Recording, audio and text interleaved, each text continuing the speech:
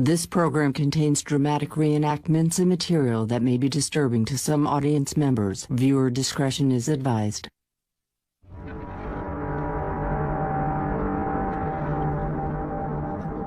Just past noon on Wednesday, Judy Zellner arrives to open the office at the Trinity Lutheran Church. And as I'm holding the doorknob and putting my key in, the door opens. And I thought, whoa, this is strange, because the door's always locked. As Judy enters the church, she makes a shocking discovery. I looked at this girl on the floor.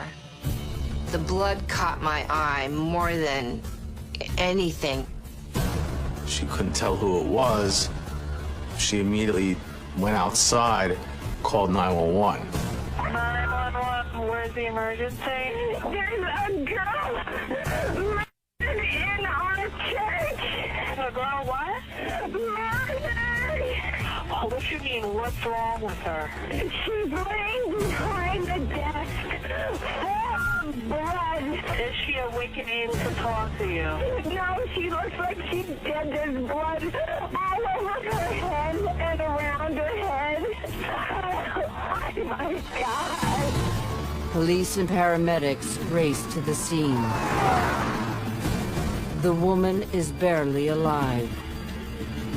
They lifted her up, and I went, oh my God, that's my friend Rhonda. 42-year-old Rhonda Smith is rushed to the hospital, where she dies later that day.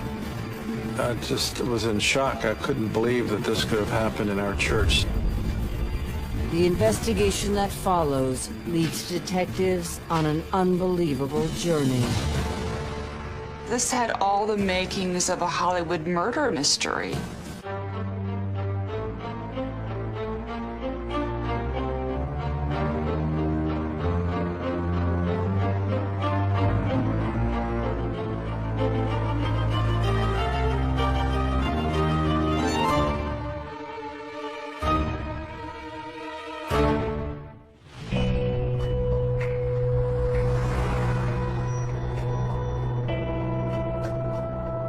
Minutes after Rhonda Smith is taken to the hospital, state police arrive at Trinity Evangelical Lutheran Church. Because this murder occurred in a church, you have to deal with that aspect of it. You know, you want to tread lightly. You just want to be respectful. The crime scene was actually the church office, which is used by the secretary to do just basic duties. Except for the pool of blood behind the desk, the room seems undisturbed. There was no sign of robbery, a burglary, or a struggle or an assault. The victim is identified as 42-year-old Rhonda Smith. Rhonda's purse was in the office. It wasn't disturbed. The computer was there. It appeared that Rhonda was using the computer around the time that she was shot. I had asked her to serve as just a kind of a temporary secretary in our office. We were without a secretary at the time, and I was away for 3 days for a pastor's retreat. At that point, we didn't know if she had committed suicide or if she had been murdered. We began to investigate both possibilities. The church office is combed for clues. The crime scene troopers collected the blood samples.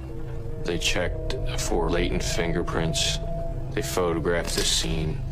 For the most part, the scene did not have a lot of information as to what really took place here. The office computer is sent to the state's forensic crime lab. We wanted to see what websites Rhonda Smith was looking at and what emails she may have received, what emails she may have sent. One of the theories, of course, was scorn lover or, boyfriend, ex-boyfriend. In the absence of shell casings, detectives form a theory on the type of murder weapon. Initially, we felt that it was a revolver because revolvers retain the casings after the bullets are fired. There was no gun at the scene. The fingerprints, DNA, all the other forensic evidence that one would hope to find at a crime scene did not pan out in this case. A slug is found lodged in a window pane. On the floor nearby, detectives find the copper jacket from that bullet. Both are sent to the crime lab. There was no evidence there that indicated the bullet came from anywhere but within the church office. There was no sign that any rooms were gone through or ransacked. There were no signs that there was any type of forced entry or attempted forced entry into locked rooms. Grounds around the church were searched for a weapon or any type of evidence, and none were found. Patrol units canvassed the area. Nobody saw anything suspicious in the church parking lot. Nobody saw a car pull in. Nobody saw a car pull out. So we didn't have a lot of good information from neighbors. Although no gun is found, investigators still consider suicide a possibility. The thought behind the suicide was that maybe somebody came upon the scene who was a devotee of that church and thought, oh my goodness, we cannot have a suicide happen at this church. Better to get rid of the gun, take it out of there, and let it look like somebody came in and killed her. My initial reaction was that it could possibly have been a suicide. I couldn't have imagined anyone walking into this church and killing someone else. It just didn't make sense to me. That evening at St. Luke's Hospital, Rhonda Smith is pronounced dead. There was nothing else they could do. The bullet had already been lodged in her head. I saw her laying there, lifeless, hooked up to machines. Wasn't pretty.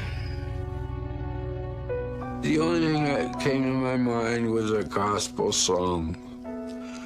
And the song was, "Take my hand, precious Lord, lead me home." So that's what I said to Rhonda. That's the only words I said to her. The autopsy results reveal Rhonda was not sexually assaulted and that she was shot twice in the head. The first shot, Rhonda is shot right in the forehead, right here.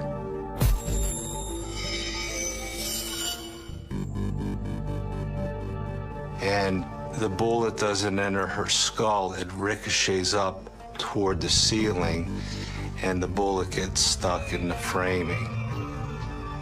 She falls to the ground, and the killer comes around the desk and shoots her in the temple. This was clearly no suicide. Rhonda Smith was murdered.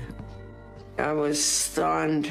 I thought, how could you get hurt in a church? You know, you're supposed to be protected. We loved her with all our heart. We were such buddies. She was a daughter and a friend, and oh, she was so good, you know.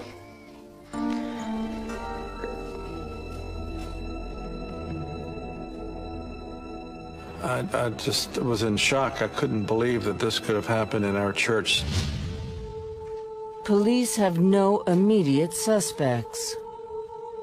They couldn't think of anybody who would want to hurt Rhonda. She had no threats made toward her. She had no violent situations in her past. Rhonda Smith grew up in nearby Hellertown, Pennsylvania, and studied to become a teacher. Rhonda was a wonderful person. She was very well loved. She was always there for you when you needed her to be. Very fun and very educated woman. Rhonda was a very energetic person. She worked 2 jobs to get through college. But bouts of bipolar disorder and paralyzing depression forced her to drop out of college. It's a funny disease. A lot of times you think there's just no hope. But then just the next time you look around, there's hope again. What it does, it treats these people with hope and then despair at the same time. After leaving college, Rhonda struggled in both her personal and professional life. Every time she get a foothold and was really coming forward, bipolar would strike again. I always compare her to a boxer who keeps getting knocked down, but never gives up in life. She never took 10 count. News of the church murder shocks the community. This little community here was in fear and terror of the fact that it could have been a random shooting. They were devastated that not only had they lost someone that they loved, but it happened in their church. And could this person come back? Could we be in church? Could something happen? Could we be going to our car? Are they targeting members of our congregation? This had all the makings of a Hollywood murder mystery. Who could have done this?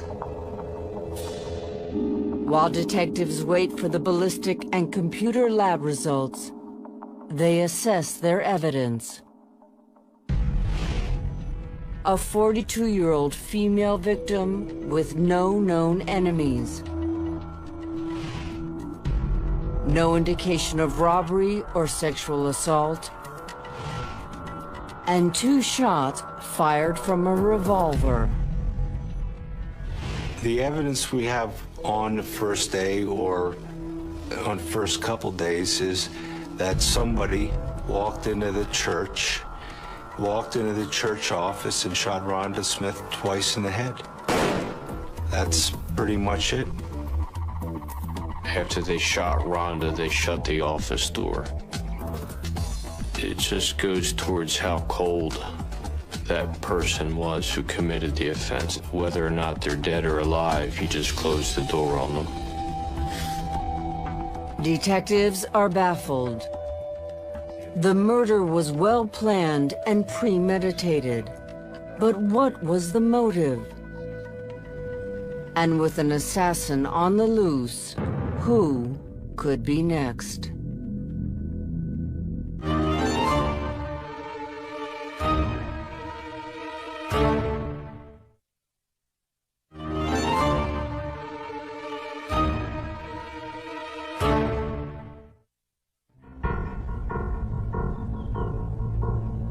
The murder of 42-year-old Rhonda Smith inside a church office stuns a quiet, rural community.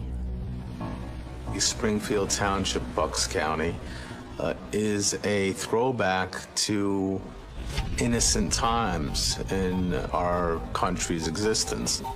We haven't had a murder in that area in a very, very long time. What made it even more extraordinary was where it happened. I've never seen a crime like this at a church. When the church was violated, it shook everybody to pieces. I mean, that is a place where you feel safe. You think you could come and feel safe and pray to God, and God's going to protect you there. A church is the last place anyone expects someone to get shot at. You can't really wrap your mind around it. You just really can't as a Christian. And you think to yourself, how could someone do this? Rhonda's friends describe her as friendly and outgoing, despite her bipolar disorder. Rhonda was sweet, kind, gentle, loved life, loved her family and her friends, and just tried to live the best life she could. Rhonda had been a member at Trinity Lutheran for about 2 years. She and her mother wandered in here one day, just looking for a place to come and worship. And they took a liking to the place. We heard this music, the live music playing, and the minister was friendly, and we just kept going a couple Sundays. Then we told them we want to join. She began singing in the choir. She found it very inviting and very safe and very welcoming. And the church was also very supportive. When Rhonda needed help, the congregation was quick to act. She fought just trying to even keep a job and keep her head above water. And she needed help, and she asked the church for some help, and we gave it to her. Rhonda didn't know who it was. It was a low-key, kind of quiet thing, just the way they like it. 1 month before her death, Rhonda thanked the congregation for their generosity. She stood up and expressed her appreciation for the help that the congregation and individual members of the congregation had given her.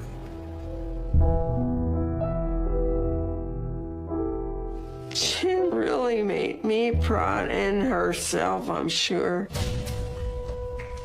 Police questioned Rhonda's friends. They recall a recent Sunday visitor to the church.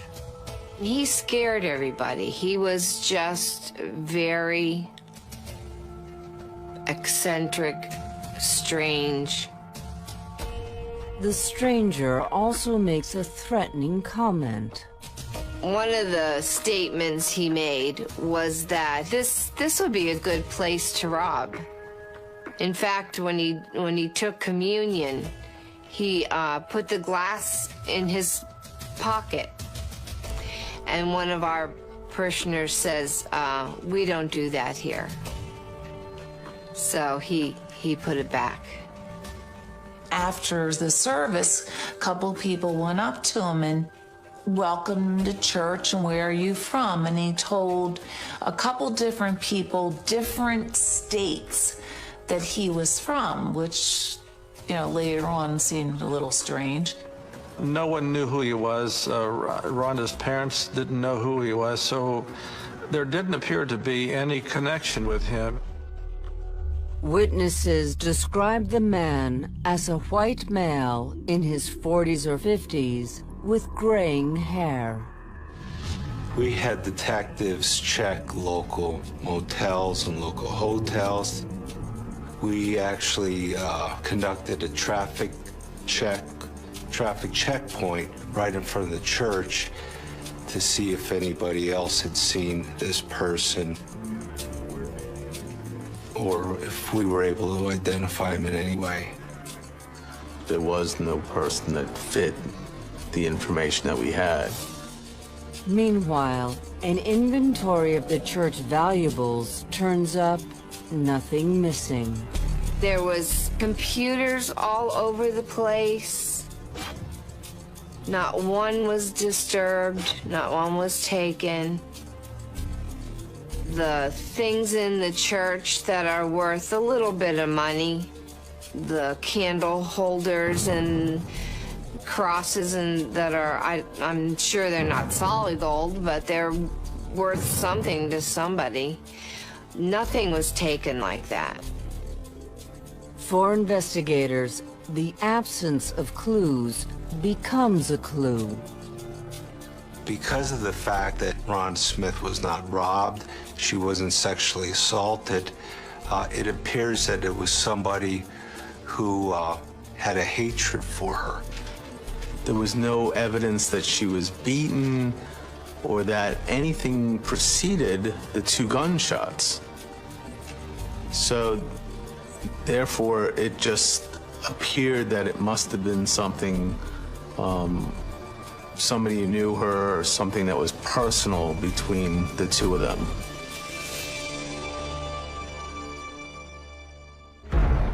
Detectives search Rhonda's apartment.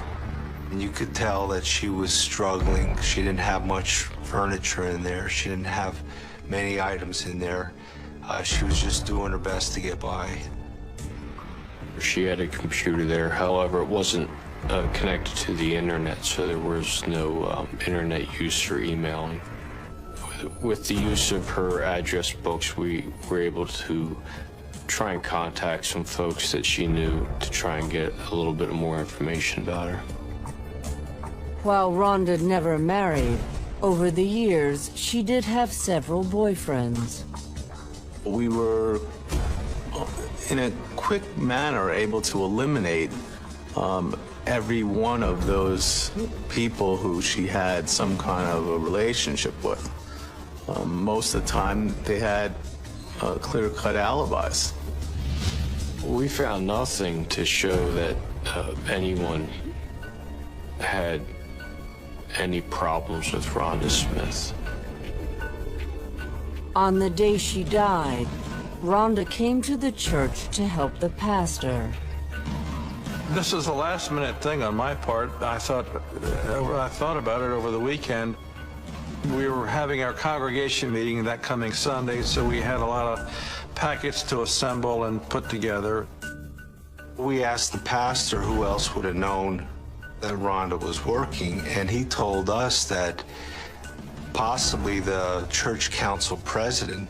Other than that, nobody should have known, unless she had communications on the phone with people, but the pastor didn't tell anybody.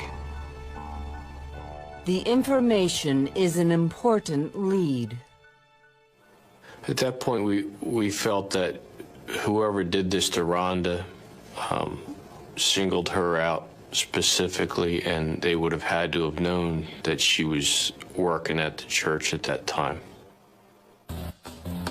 Investigators request the church's phone records. Meanwhile, ballistic tests on the slug and the jackets found at the crime scene reveal the type of handgun used by the killer. The 2 bullet jackets in question were of the .38 caliber, .357 caliber class, and they were both discharged from the same firearm. Markings on the bullet jackets help ballistic experts narrow down the make and model of the murder weapon. After I had the widths of the lands and the grooves of the bullet jackets, I entered that information into the FBI General Rifling Characteristics software. This software program gave me a list of 42 makes of firearms.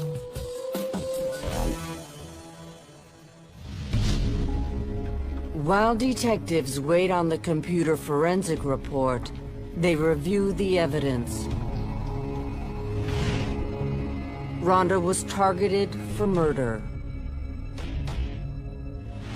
The killer must have known she would be at the church. And the murder weapon was a .38 or a .357 caliber handgun. We are struggling. There's a lot of community pressure that wants us to make an arrest. It was a mystery to them as to who could have possibly done this. Investigators wonder, was Rhonda killed for someone else's sins?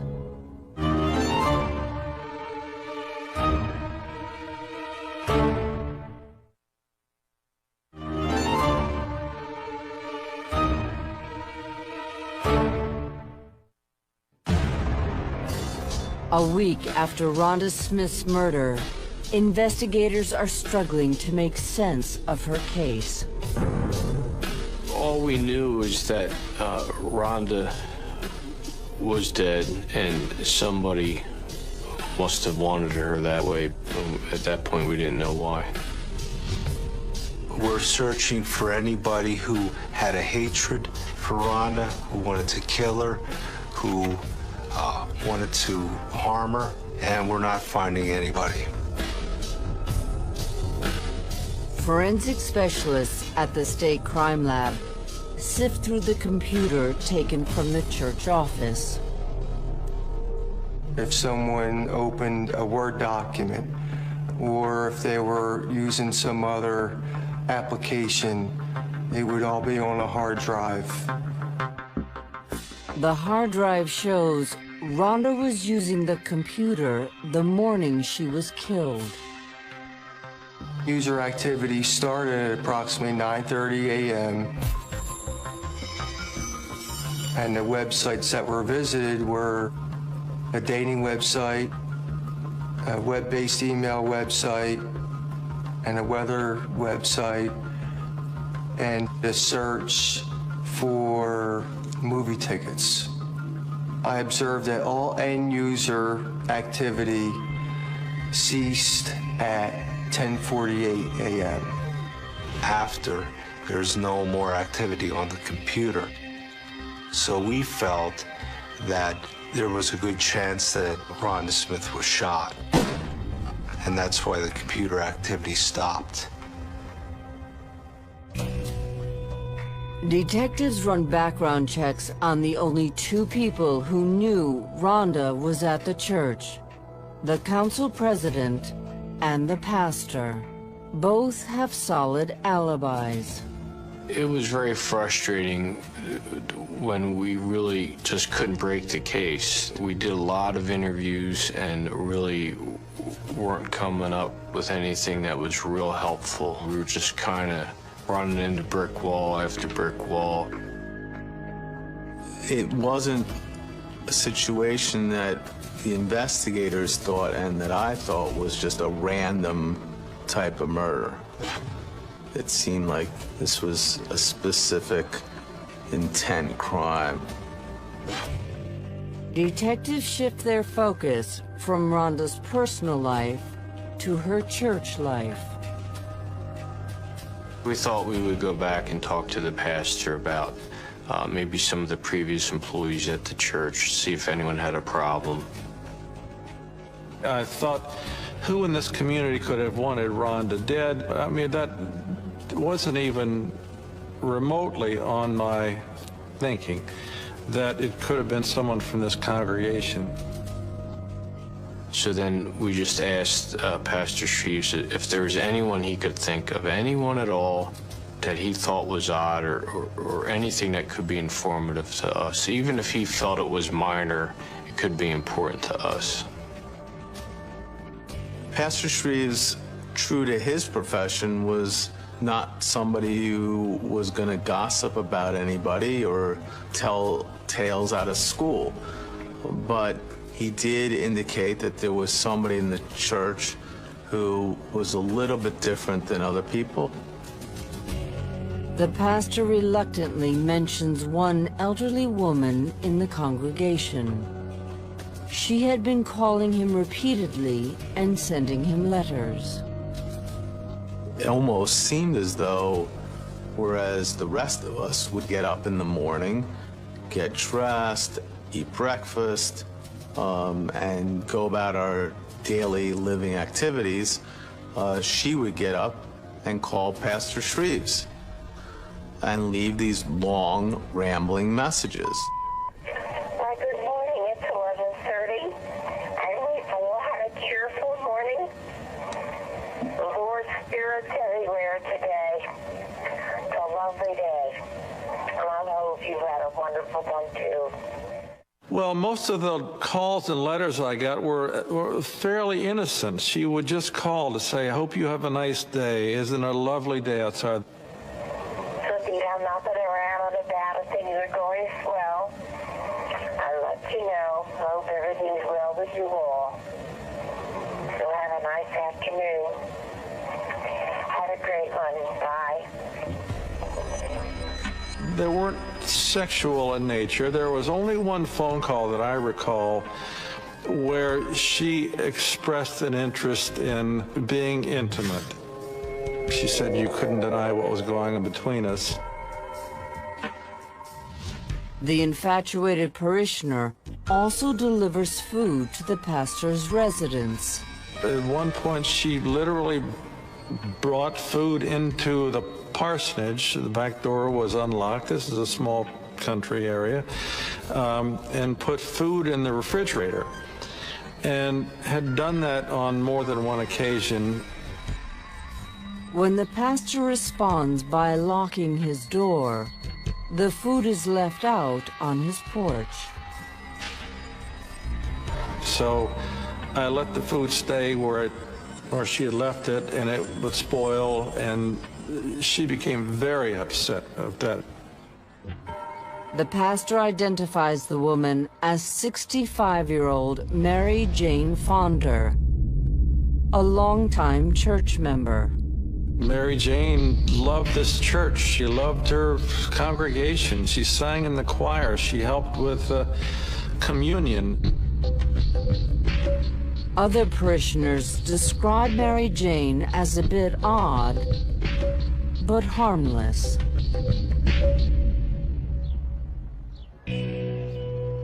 She's a different person. She's very smart, very talented, very eccentric. She has you guessing, you know? And you think, is she crazy, or is she smart crazy? Still, investigators run a background check on Mary Jane Fonder.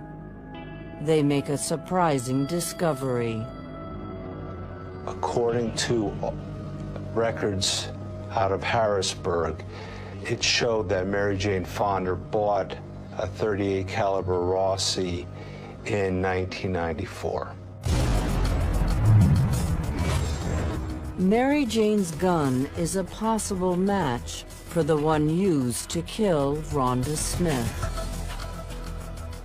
We thought, okay, now Mary Jane Fonder is apparently infatuated with the pastor, and she owns a handgun. The next thing we wanted to do was to talk to Mary Jane Fonder to see if she still had this handgun. The interview yields startling news and sends police on a hunt for a motive and a missing pistol. My God. Oh God, I remember a poor pastor who's in love that way. Get more solved online.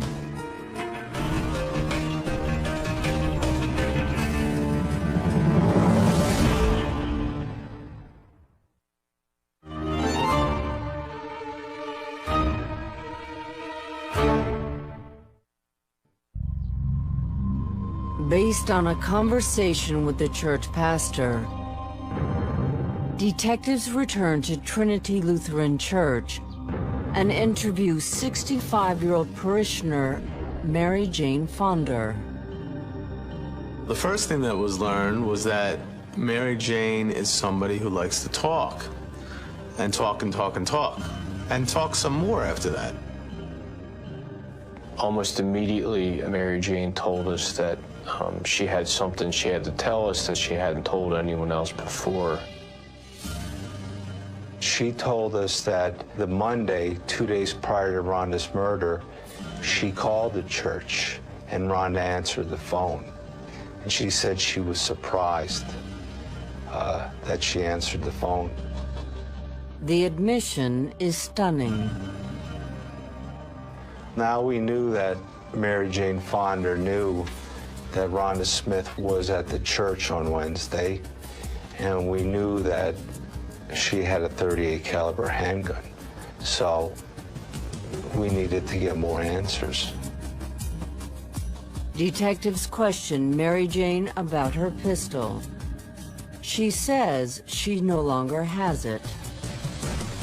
She just decided to get rid of the gun, so she threw it in the deep end of Lake Nockamixon. We asked her how she got along with Rhonda. She said she got along with Rhonda fine. She said that she became aware that Rhonda was making friends in the church and that she actually got some financial help from the church. On the day of the murder, Mary Jane says she was getting her hair done. She said that that morning she was at her house until approximately 11 o'clock, and that at that point she drove down to the hair salon and got her hair done. Police confirmed the appointment. The customers sign in themselves and they put down the time that they arrive. We obtained a copy of that and found that Mary Jane Fonder had signed in at the Holiday Hair Salon at 11:22 a.m. Detectives also speak with the hairdresser. She clearly remembers Mary Jane. The reason she remembers her is Mary Jane Fonder always wears a wig. Well, that day she came in and she took her wig off and had the woman wash and set her natural hair. In a stunning stroke of luck, Mary Jane left her wig at the salon. I was ecstatic about this piece of evidence because if she did this, then we would find gunshot residue in that wig. The wig is sent off to be tested. Then, detectives drive the route from Mary Jane's house to the church and to the hair salon to see how long it takes. To drive from Mary Jane Fonder's house to the church, it takes approximately 5 minutes. And then to drive from the church to the Holiday Hair Salon takes another 15. So if Mary Jane Fonder left her house at 10 of 11 and drove to the church, she would have arrived at 5 of 11. She would have had time to shoot Rhonda Smith, get in her car, and drive down to the hair salon and sign in at 11:22. With detectives now on her trail, Mary Jane suddenly becomes friends with Rhonda's parents. Whenever they went to the church for an event or a social occasion, Mary Jane Fonder sat with them at their table. She comes over to me and she says, Mr. Smith, she says, what a shame this happened to Rhonda, you know. She took my hand and she held it into her bosom like, and I see tears in her eyes. And I said, well, yeah, I said, I'm sorry too that it happened. It became clear as we got into Mary Jane Fonder's mind that she did that for a despicable purpose, to show that she couldn't possibly have committed the murder because, after all, she is a friend of Rhonda Smith's parents. Then, just as the investigation is heating up, the gunshot residue tests come back negative. Investigators are frustrated. It was deflating, to say the least. It was just another setback. It didn't make me believe any less that she committed the murder. Mary Jane Fonder is still the prime suspect. What detectives don't have is evidence. We don't have a whole lot. We have a gun registered to Mary Jane Fonda that fits the list that the ballistics expert gave us as a potential gun in this murder. And we have Mary Jane Fonda, who is a unique individual. Detectives decide to apply some pressure. They re-interview Mary Jane Fonda, this time at the police station.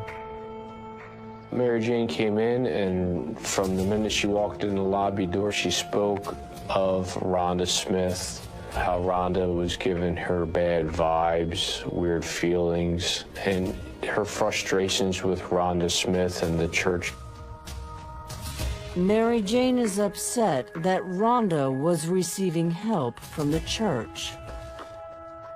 She was jealous of Rhonda Smith's relationship with the pastor, even though the pastor was just trying to help her because of her disability. Mary Jane Fonda thought there might have been a relationship there. It's such a terrible thing that he could have been involved with her. And I thought she was friendly, she's pretty, she was attractive, she's warm, and she's very approachable, and people liked her. I thought, my God, oh God, I remember a poor pastor who came over that way. I don't know that. Why were all these people helping Rhonda Smith? Mary Jane Fonda, in the 14 years, she had gone through struggles. Nobody offered her assistance from that church. Detectives turn up the heat on Mary Jane. Are you sure you have all your wigs? I do have all my wigs. You're joking. No. You're kidding me, really. How come? How can you have my wig? Because you left it at the salon. Did I really? She couldn't believe that she left the wig there at the hair salon and that now the police have it. At that point, she knew that we felt she was a suspect, and she became much colder, and her defenses went up. Detectives now see a darker side of Mary Jane. So yeah, we have your wig, but we're not going to be able to give it back to you just yet. Okay, you want to hold it?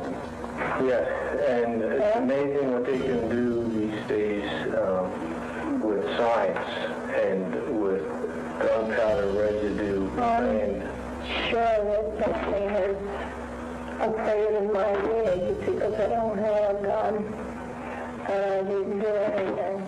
Are you sure? Positively not. Positively not. That's when Mary Jane's evil side came out. She didn't get up. She just kind of hunched down low and just said she had nothing to do with hurting that lady. I didn't kill her. I didn't do anything to her. I didn't do it anyway.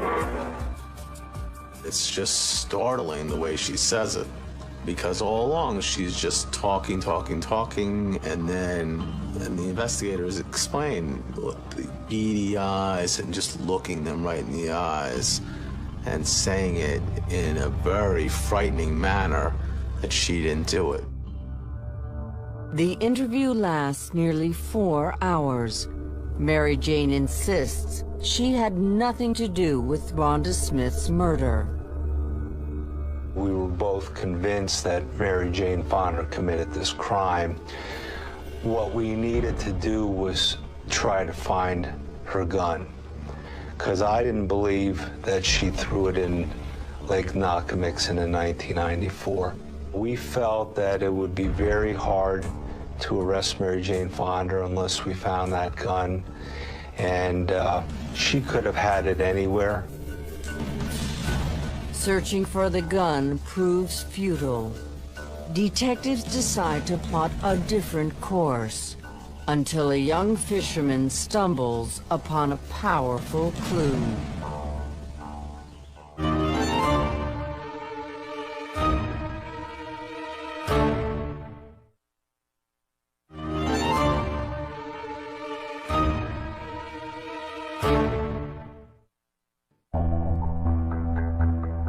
Two months after Rhonda Smith's murder, 65-year-old church member Mary Jane Fonder is the prime suspect. Police obtain a warrant to search her car. The reason is we felt that the gun was in the car after the shooting, and there may be gunpowder residue somewhere on the floor mat or on the side door of the vehicle. Mary Jane Fonda was not very happy about that. We brought it back here to the state police station in Dublin, and our forensic services troopers collected samples from inside the vehicle that we eventually sent out for the gunshot residue analysis.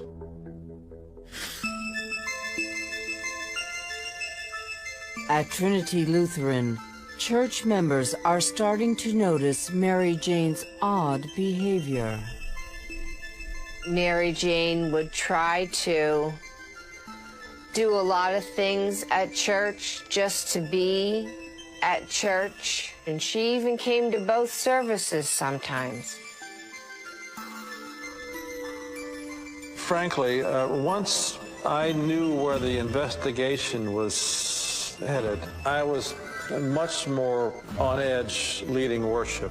If she were in church on Sunday morning and would squirm or move or something like that, I would stop because I was just fearful that she might have a gun and be directing it to me.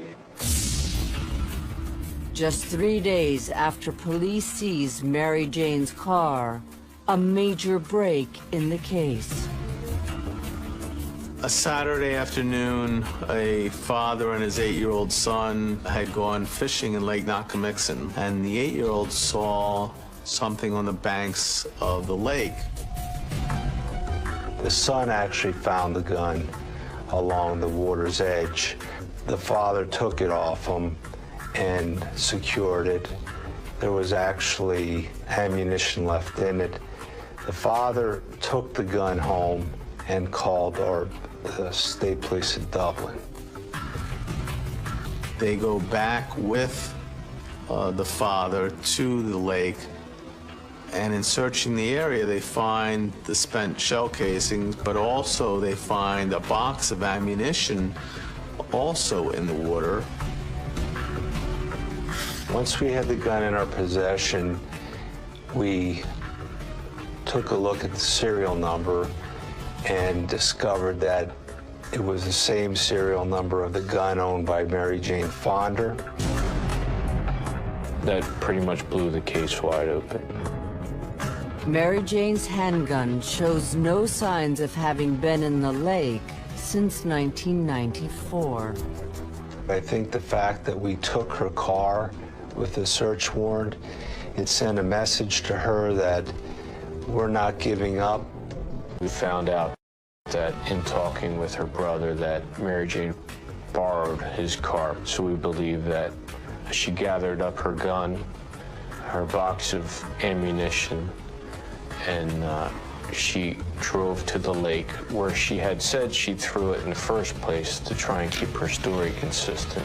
And at that point, she just pulled up and tossed it out the window. Investigators run ballistic tests to compare the gun and the bullets used to kill Rhonda Smith. We're waiting on the edge of our seats. I was able to match both bullet jackets to the firearm in question.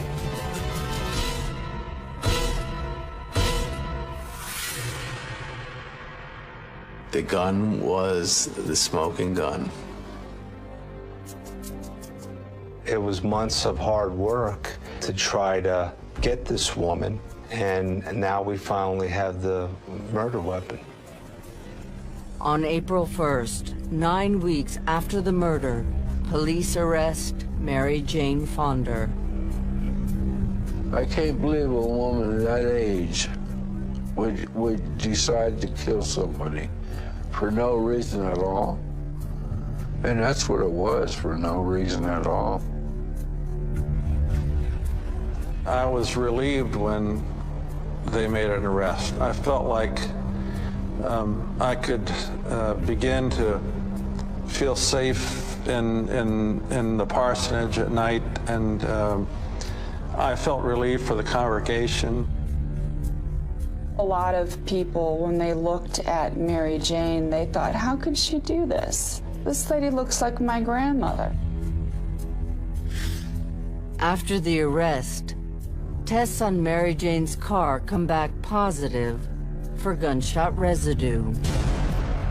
It's important because Mary Jane Fonder told us over and over again that she had disposed of her gun, and she has not had or shot any guns since then.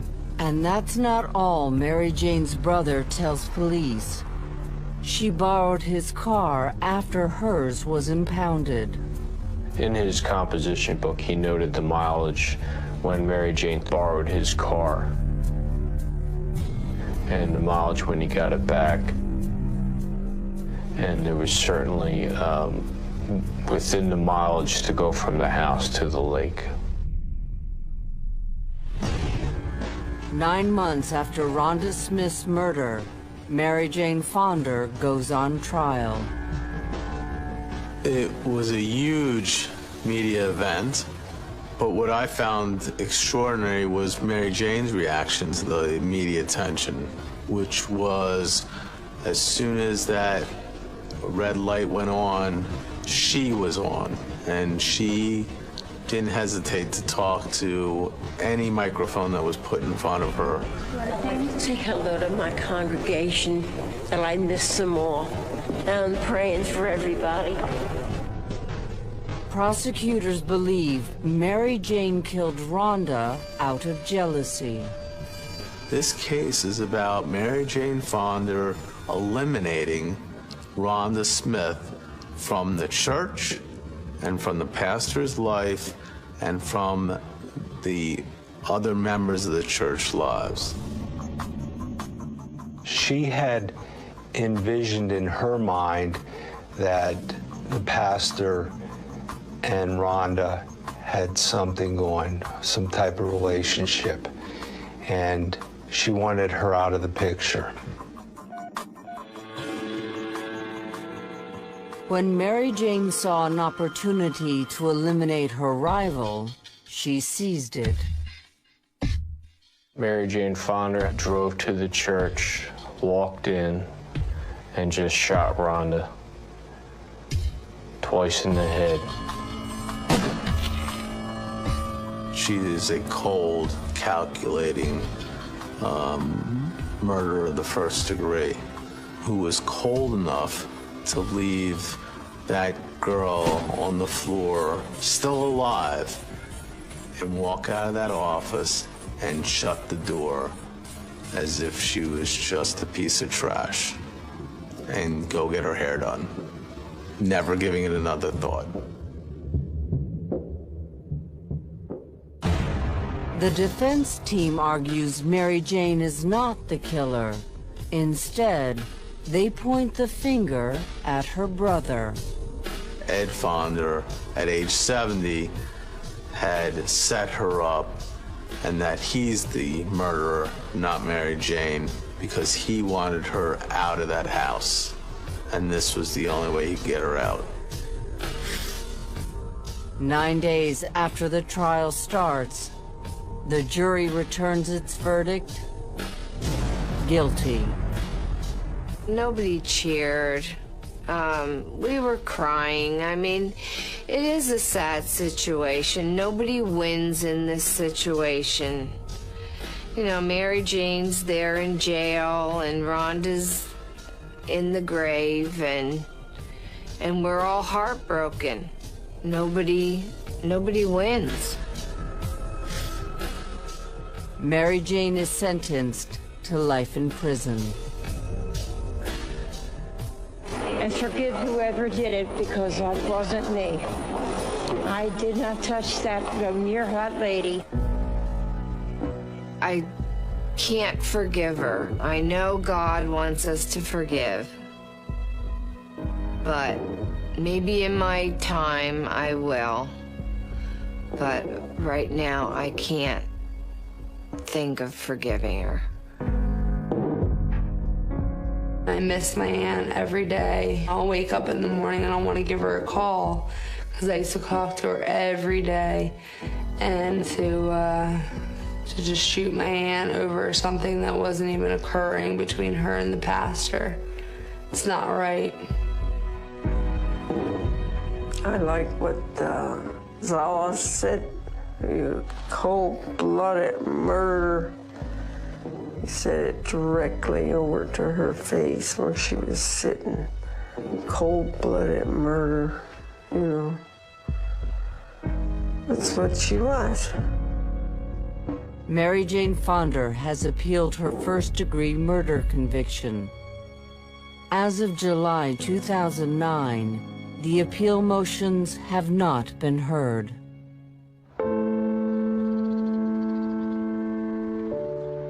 A year after the murder, the church office is finally reopened and dedicated to Rhonda Smith.